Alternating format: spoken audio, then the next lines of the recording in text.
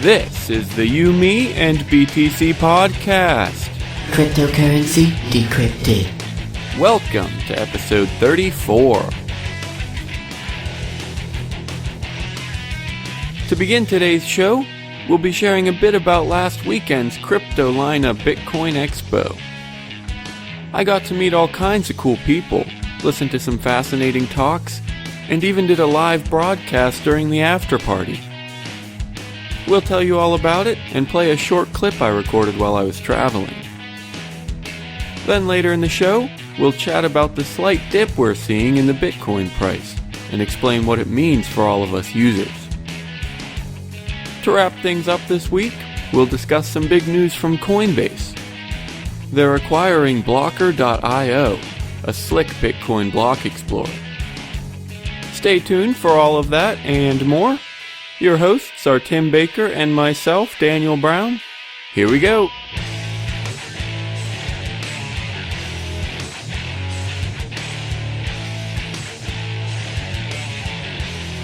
Hey everybody, welcome to the show today.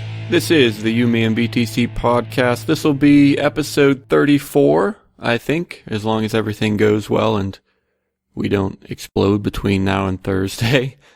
It's always something to hope for. Yeah, I am Daniel Brown, and I'm here with Tim Baker. Hello everyone.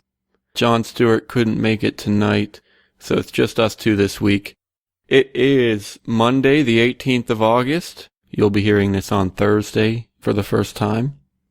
So we got a couple things lined up for today. I actually just made it back from the Cryptolina conference, which was in North Carolina. And yeah, I just got back yesterday. I drove all through the night from like 1:30 to 11:30 yesterday morning. It was like the most dangerous thing I've ever done. I had to sleep a couple times, so I should have stopped driving before I did that though. Okay, well I guess I did stop driving. Anyway, so if you remember from the other conference that we did, Bitcoin in the Beltway, which was in DC, we did a recording in the car on our way to the conference and on the way back, and we played that for the show in one of our episodes. I didn't get around to doing one on the way home this time. I guess I was just really tired and everything. So we only have one half today, but I guess we can play that if you're interested. I don't know, Tim, does that sound like a good idea? Yeah, it sounds like a good idea, Daniel. Alright, here goes. Hey everybody. This is Daniel Brown here. I'm coming to you from the road on my way to Cryptolina. It's a Bitcoin conference in North Carolina, Raleigh, North Carolina. Pretty excited for it. Just thought I'd do a quick update while I'm driving. Won't be super long, just a couple minutes, and I'll probably just throw this in one of our episodes just for you guys to enjoy, to hear about the trip and everything. I think it's fairly likely that I'll be doing another one of these on the way home from the conference. So you'll want to listen to that too. It'll probably be in the same episode. That's what we did last time at our last conference. That was Bitcoin in the Beltway in Washington, D.C. But yeah, I just wanted to give you guys some details and everything. I'm hoping to get some interviews if I can, but I probably shouldn't make any promises yet. I just haven't had quite as much time as I would have liked to kind of look up the speakers, maybe connect with them or anything, so I'm going to do my best to get you guys some good interviews, but I just don't want to make any promises yet. But we'll see how it goes. I'm doing this one alone this time. My buddies bailed on me, so oh well, you know, everything gets better without Tim anyway, right? So I'll do my best. I know I'm a lot less exciting than the true You, Me, and BTC trifecta, I guess, you know. But I'll do my best to entertain you now and throughout the conference. It's about an 8-hour drive for me. It's part of the reason I wanted to come to you guys. I'm a little bit bored. I got a companion with me to keep me company one of those BitPay teddy bears. Actually, I think it's technically a dog, but he's been real friendly. He's not much of a talker, but friendly nonetheless. He's been keeping me awake and everything. Hopefully he doesn't fall asleep, because I kind of want to stay on the road. For you guys, of course. I don't care about my life or my car or anything. I just want to make sure that I can bring you guys all the great stuff from Cryptolina. So, I just want to stay on the road and everything. So, yeah, I guess I'll spend a few days at the conference and then hook up with you all again. Hopefully we'll have maybe a good interview, maybe some fun talks to tell you about, something like that coming up next. Or maybe we won't. I guess we'll see. Maybe I won't even play this. Who knows? But regardless, thanks for tuning in, and stay tuned. All right. Yeah, that was pretty fun. I said I might do it on the way home, but like I said, I didn't get around to that. I think I had a bit of a revelation in the middle there. I mean, if you've listened to the show, you know there's a bit of a rivalry over who's the best host between me and John. And Excuse me? No. I said in that recording, the best you, me, and BTC is when it's the trifecta, when it's all three of us. And as much as we fight, who's better, me or John, we all know that the three of us work best together. So, Okay. Anyway. You seem pretty lonely during that, Daniel. I'm sorry. No, Tim, I had a companion with me the whole time. I told you that. That doesn't really count. That's just like a stuffed animal, Daniel. What are you talking about? Why doesn't that count? Because he's just a stuffed animal. He's not actually talking. He doesn't actually have feelings. What are you talking about? Tim, we had like a heart-to-heart the entire ride down there.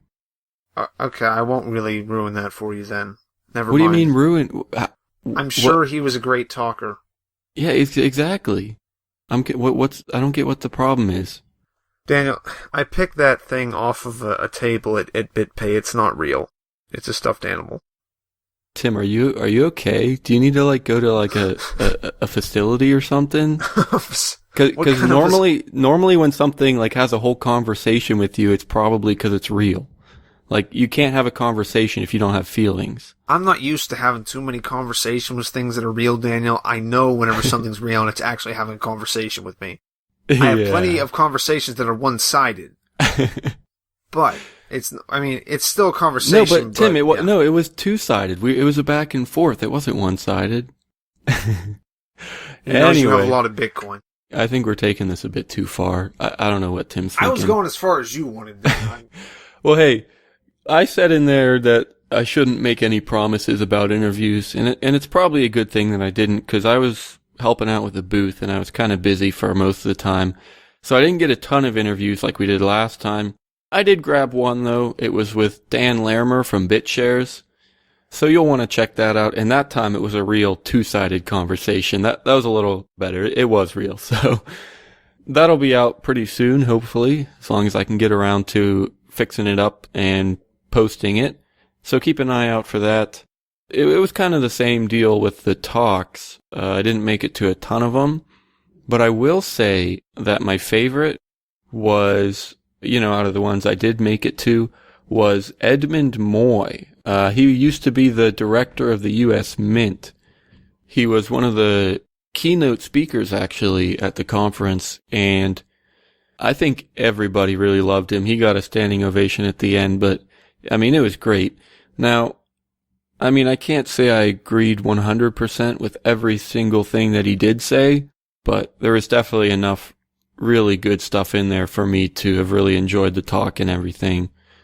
It was a little tough because for a while I wasn't sure, if he was making a good point or a bad point, because for a while he was talking about how basically the downfall of the monetary system, how we went from using gold to then having a gold standard, and then they confiscated the gold and there was a gold exchange standard and all kinds of stuff like that. But I couldn't tell if he was for this stuff, like getting rid of the gold standard and stuff, or if he was against it for a while. And I was like, what is this guy talking about?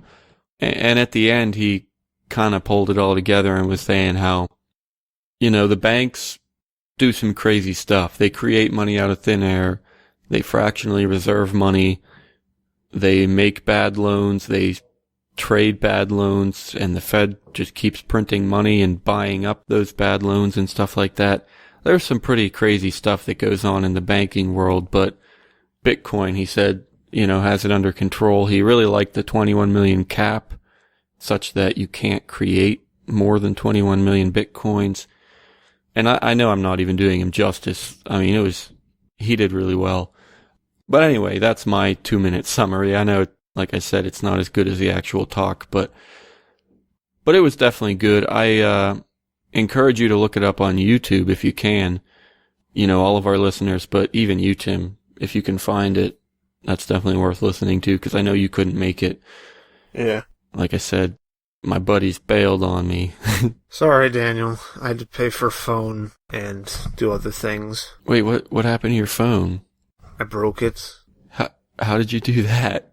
I think I was cleaning, and my phone was in my pocket. It fell out. I shifted, and I heard a pop underneath my knee.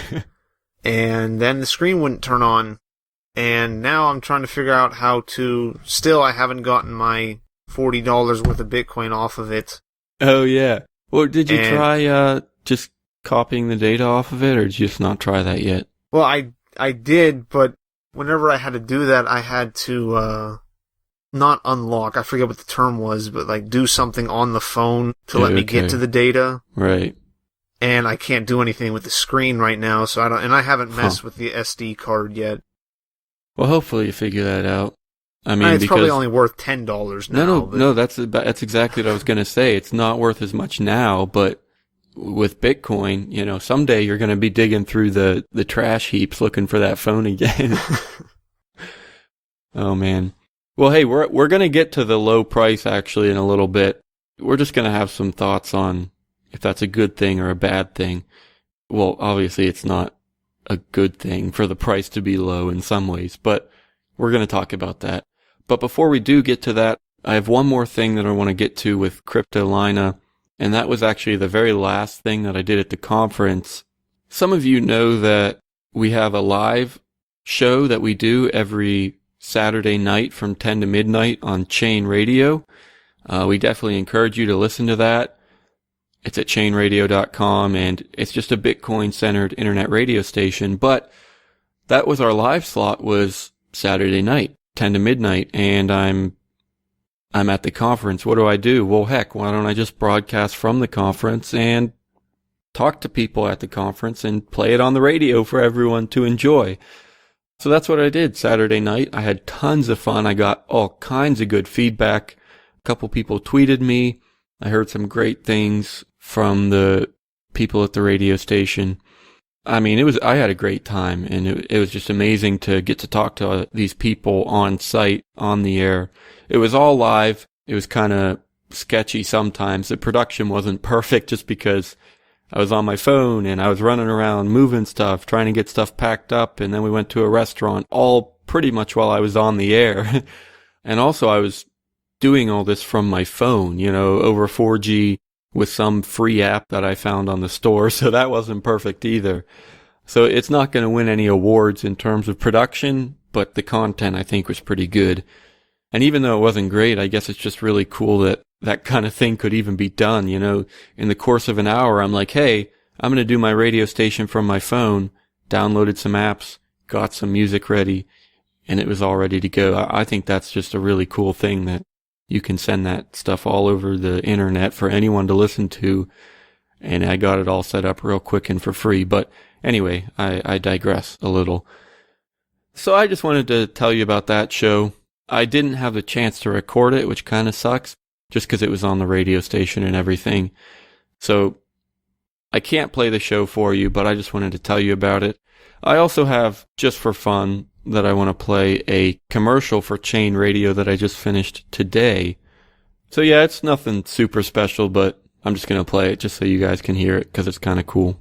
Hey guys, I'm Tim Baker. I'm Daniel Brown. And I'm John Stewart, and we are the You, Me, and BTC podcast. Cryptocurrency Decrypted. Us three chumps love to talk too much, and for some reason other people seem to enjoy it. At least that's what I've been told, and that's why we're here on Chain Radio. If you want to hear some more of our Bitcoin-related ramblings, you can find our show at youmeandbtc.com every Thursday. It usually becomes available for download at some point in the afternoon, or whenever I finish it. You can also catch the show right here on Chain Radio. Every Monday at 7 p.m. Eastern. Or, for even more excitement, you can finish out your week strong listening to us live and uncut. Every Saturday from 10 p.m. to midnight. We'll see you then.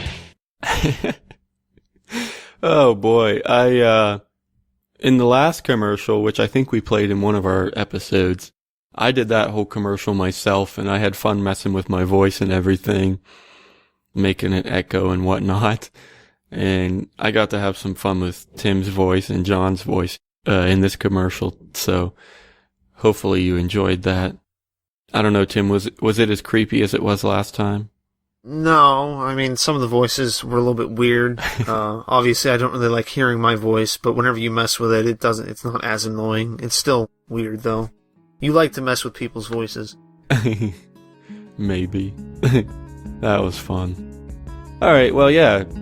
I guess before we move on, I'll just remind you, you definitely want to check out Chain Radio and our show there. It's Saturdays, 10 p.m. to midnight. So finish off your week with the You, Me, and BTC trifecta. Usually, it depends who all can make it, but I don't know, I have a blast doing those shows, so definitely check those out.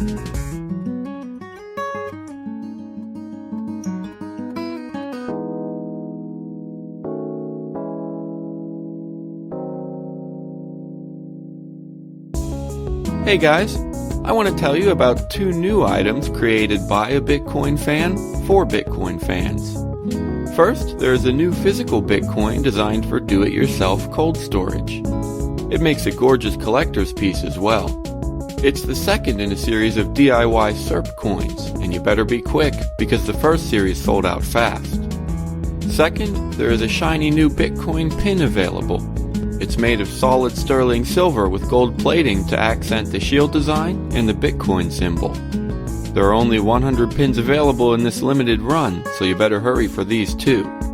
They're even numbered on the back for all you collectors.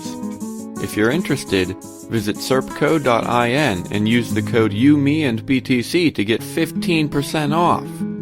That's the biggest discount ever offered for these items. That's serpco.in or Serpcoin if you can remember it that way. Check these out.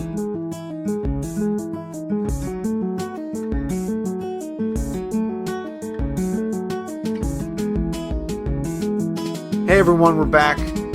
Earlier today, we noticed a tweet from Sean's Outpost saying that they kind of just reminding us that they were able to feed people whenever Bitcoin was $35, and that they were able to feed people when it was $1,200, and they're still going to be feeding people tomorrow. And if you don't know, Sean's Outpost is it's a homeless outreach thing. Most of what they do is either feeding or helping to shelter homeless people. And I think this tweet is, as far as I can tell, is most likely brought on because of the Bitcoin price dropping pretty recently. Like, there was a pretty big drop. Right. Not like a huge drop, but probably like $100.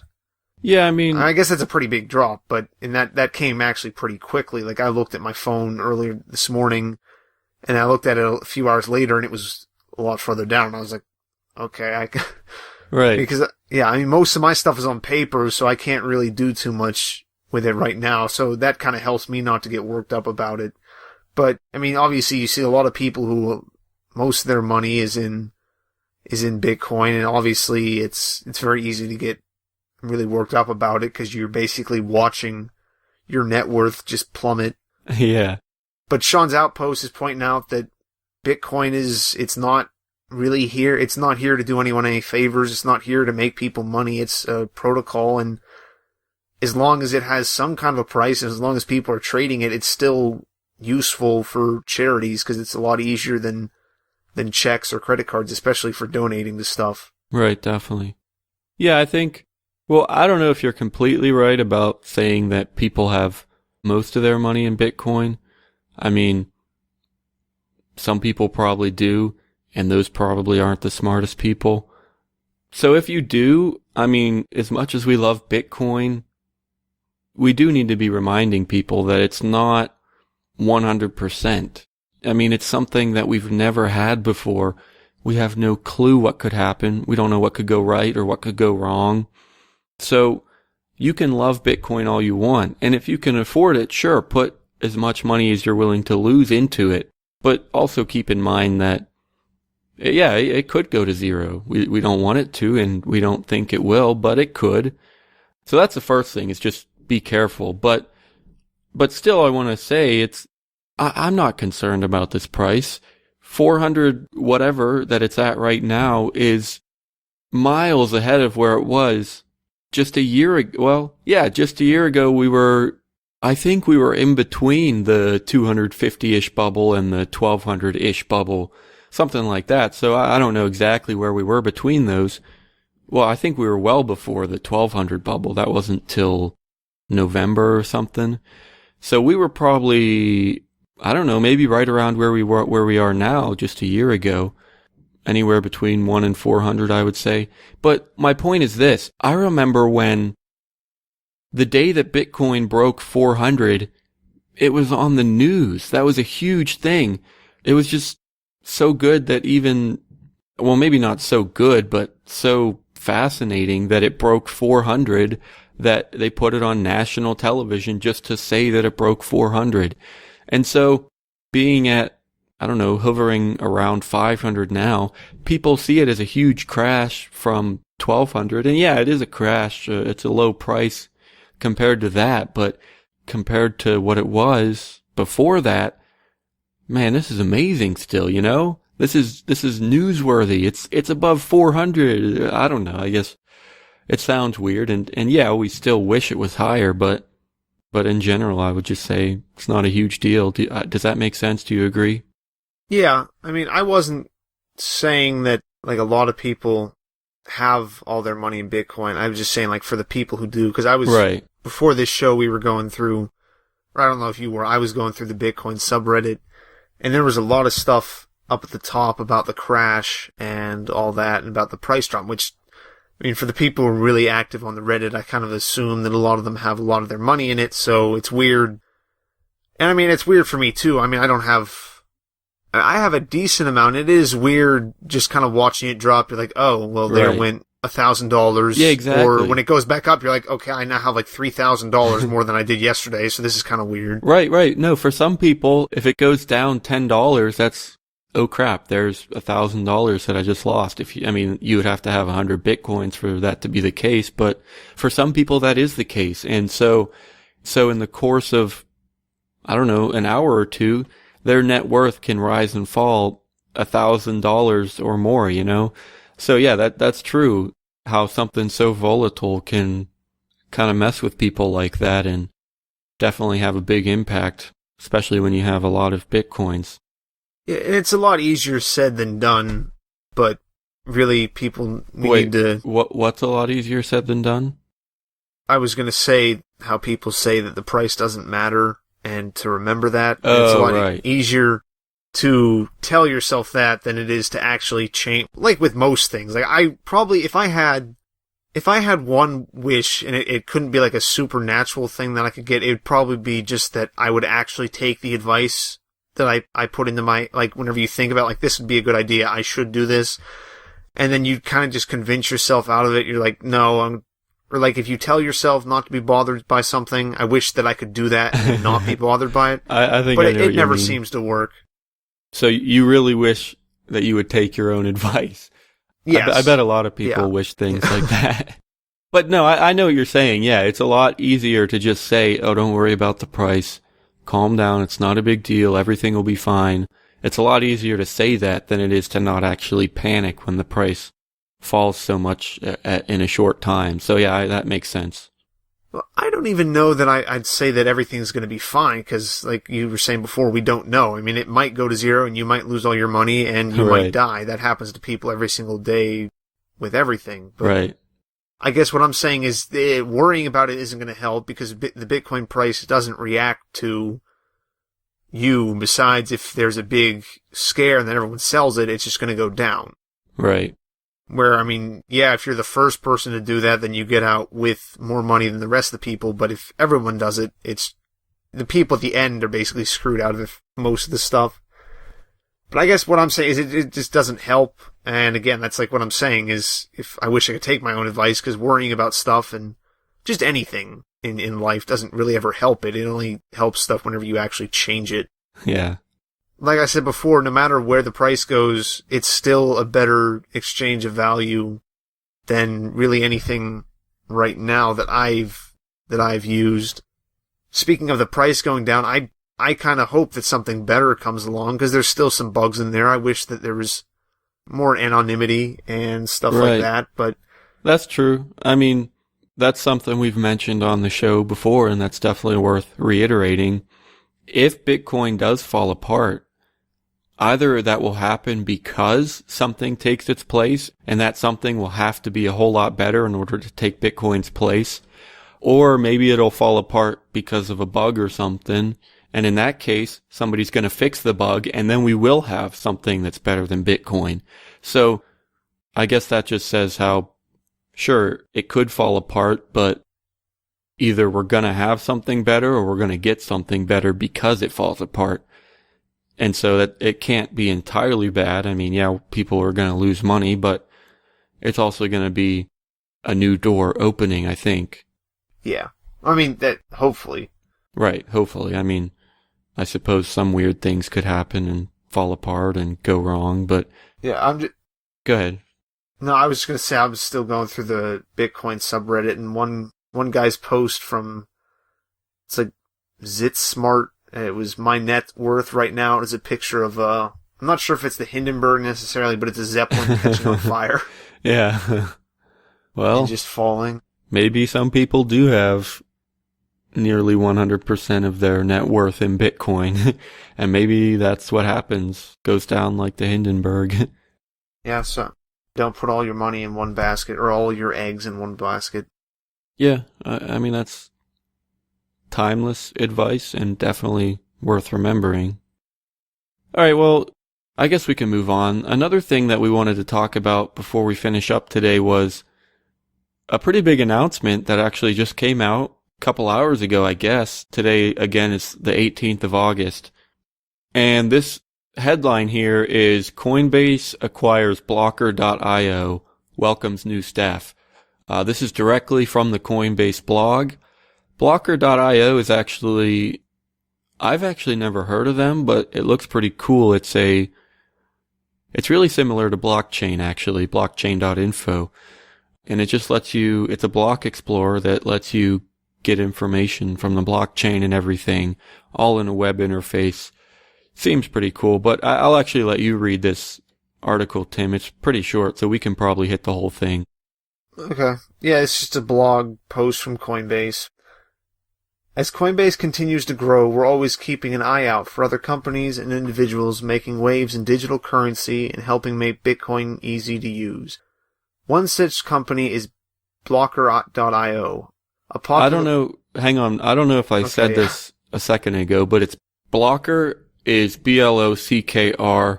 I think you pronounce it Blocker, yeah, but there's no E in the name, so just so people know, it's Blockr.io. Sorry, go ahead. Yeah. One such company is Blocker, without the E.io, a popular block explorer service that caught our eye earlier this year with its sleek, intuitive design and API. Blocker.io parses the Bitcoin blockchain and presents the data to users in an easy-to-read way. Today, we're excited to announce that Coinbase has acquired Blocker.io. As part of the acquisition, we're able to welcome two of its exceptionally talented employees to the Coinbase team. Software engineer, Sazo Matahina?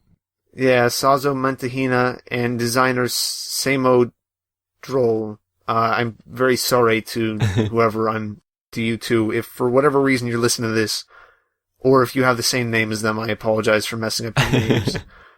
The pair recently moved from Slovenia to join our staff of 40 full-time employees here in San Francisco.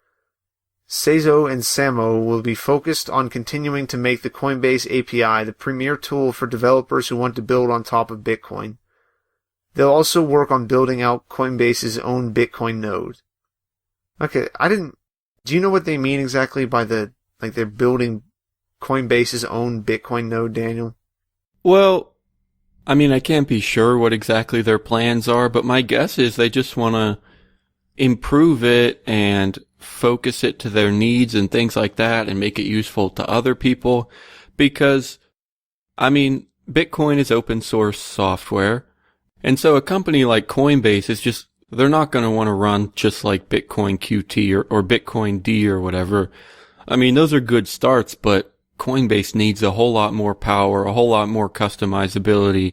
They're not running a stock node or anything like that. So I'm sure they're just talking about their own software, how they connect to the network, what they do with the information from the network, how that is processed and recorded and handled and everything. They just want a really custom node so that they can get all this information quicker and faster to their customers and things like that. I would imagine, I mean, it could be anything that they're talking about, but that's my guess. Okay. But actually, I wanted to say that I would say that this is a really good thing for Bitcoin. I mean, first of all, it's just more business, more commerce, things like that, trading companies and funding and all that stuff's good. But I think having a better block explorer is something we need because so far, there's several block explorers out there, but blockchain.info has generally been the leader of the pack by far, I think. Would you agree? I mean, I'm not going to say that I know of that's about the only one I've ever used, and I think it's only been whenever you've used it to say that you sent something to me. Yeah, I don't use it that much. Okay, so yeah, that's actually, I think, a good example. I mean, if you haven't even used or heard of any other ones, that for the most part makes my point. And I was talking with somebody at this conference actually, and we were saying how blockchain kind of just quit developing things. I mean, you get a few things here and there, and I mean, yeah, sure, their wallet is still useful. They have a feature called shared coin that we really like, and it lets you sort of mix coins automatically. Blockchain's not terrible by any means, but it seems like they've just kind of slowed down. Some of their features aren't so great anymore. They're just nothing special anymore. So I'm actually really excited to see a new Explorer coming out there, some good competition. I mean, not that I don't like blockchain, but if somebody can knock them off their pedestal, it's only because they're going to be better, just like we were saying with Bitcoin as a whole. So, yeah, I guess I would just say this is a good thing because it's, hopefully we can get a better company out there doing more useful and better things with Bitcoin. Yeah, I mean, I was going to ask you, what would really separate a good block explorer from a bad one, but I mean, I agree with what you're saying about just any kind of competition really is good because whether Coinbase comes out on top or blockchain comes out on top, one of them's going to be better and one of them has to just up their game to the point where they beat out the other one. So, or they just keep on going back and forth and getting better and better and they do it more efficiently. So either way, whoever uses them, we're the ones who win out of this. Right. I would say some things that might make one better. I mean, there could be any number of things, or the best things are the things that you don't even think about because they're completely new ideas that might revolutionize things. You never know. But a couple things that come to mind, if one of them can get a web wallet that includes really functional, usable multi-signature support for having multi-signature addresses and transactions, that would be huge because that's a whole area that Bitcoin is growing into, but we're nowhere near as far as we need to be with multi-signature. Another thing that I would say is just general availability because I have noticed way too often blockchain just goes down completely. Sometimes it's for 5 minutes, sometimes it's for half an hour, maybe sometimes it's even longer, but those are the worst times ever. You can't even get on the site. You can't load your wallet. You can't verify transactions in a convenient way. I mean, you could do it on a different block explorer, I guess. But a company that big should not be going down. A website that has that many users should really not be going down, except maybe for major updates. If they're doing some huge improvement, sure, I'll give you an hour or two, maybe even a whole night to go down. But you should announce that. You should have people prepared, stuff like that. You shouldn't be just going down multiple times per week for unexplained reasons. I mean, that's what I say. I know they're running a company, a huge piece of software that has all kinds of bells and whistles. I know it can't be easy. I know I couldn't do it myself. So, again, I'm not saying blockchain is terrible. I still love them. I still use them all the time. I'm just saying, hopefully with this competition, we can get some improvement where we can. So, yeah. I mean, I didn't know that they just went... I mean, I knew that they had downtimes. I didn't know that they never really gave explanations for that. Well, even that. I'm sure sometimes they do, but I don't know. I mean, they announce it on Twitter sometimes. Then sometimes it's not until after it goes down, which I would like most of this to be announced, at least several hours, if not several days before they do that. Yeah, at least give you some time to get stuff out if you're going to need it. Right. Well, there's just a little bit left. We might as well just read the last few bits about who these two new people are and stuff, if you want to, Tim. Yeah, If you can say their names again. Seizo. They have a little bit of a description down at the bottom of the article about the two guys. Seizo is a co-founder of Blocker.io blockchain explorer. Before joining Coinbase, he worked on automated functional and regression testing for banking software and developed news publishing platforms for Slovenian media. He is a cryptocurrency enthusiast and enjoys building products that make your life easier. And then Samo is a digital coin enthusiast who founded Blocker.io blockchain explorer and worked as a freelance designer prior to joining Coinbase. He is passionate about biking and cartoons. Well, that's good. I mean, yeah. I know if you like cartoons, you're probably good at designing Bitcoin applications, right? Obviously, you're a good programmer then. Yeah, but no, seriously, these guys probably know what they're doing if they've already developed something that is as useful and attractive as Blocker. I mean, I haven't actually used it myself, but it really does look great, and it looks like it does a lot, and it'll be nice to see where all this goes, I guess. Yeah. I mean, I haven't used them too much. I haven't used Coinbase in a long time. I've used blockchain more recently just because of the shared coin stuff. But maybe if there's more competition in this stuff and it starts looking better and better, and maybe I'll start looking into using this stuff more. Right, definitely.